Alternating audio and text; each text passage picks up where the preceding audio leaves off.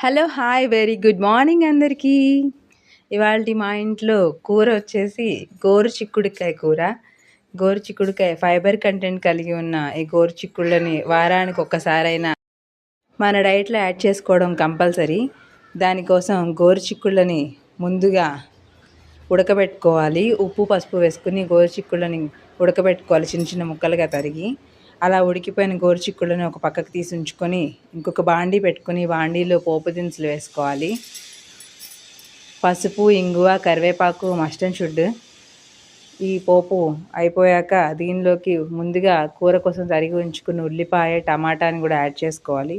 ఉల్లిపాయ, టమాటా, వెల్లుల్లిని యాడ్ చేసుకొని ముందుగా ఉడకబెట్టి పక్కన ఉంచుకున్న గోరుచిక్కుడుకాయల్ని దీనిలో కలుపుకోవడమే. ఉల్లిపాయ వేగాక టమాటోని మిక్స్ చేసుకోవాలి. అలాగా టమాటా కొంచెం మగ్గిన తర్వాత ఉడకబెట్టుకున్న గోరుచిక్కుళ్ళని కూడా కలుపుకొని దానిలో కొంచెం ఉప్పు, కారం సరిపడంత ఉప్పు, కారం వేసుకోవడమే.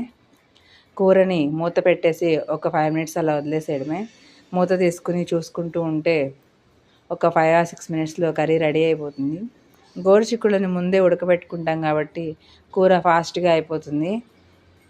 ఈసారి మీరు కూడా ట్రై చేయండి. గోరుచిక్కుడు టేస్టీగా ఉంటుంది, హెల్దీ కర్రీ కూడా. వారంలో ఒక్కసారైనా దీన్ని మన డైట్లో యాడ్ చేసుకోవాలి. ఫైబర్ కంటెంట్ ఉన్న ఫుడ్ ఇది మనకి మంచి హెల్దీ.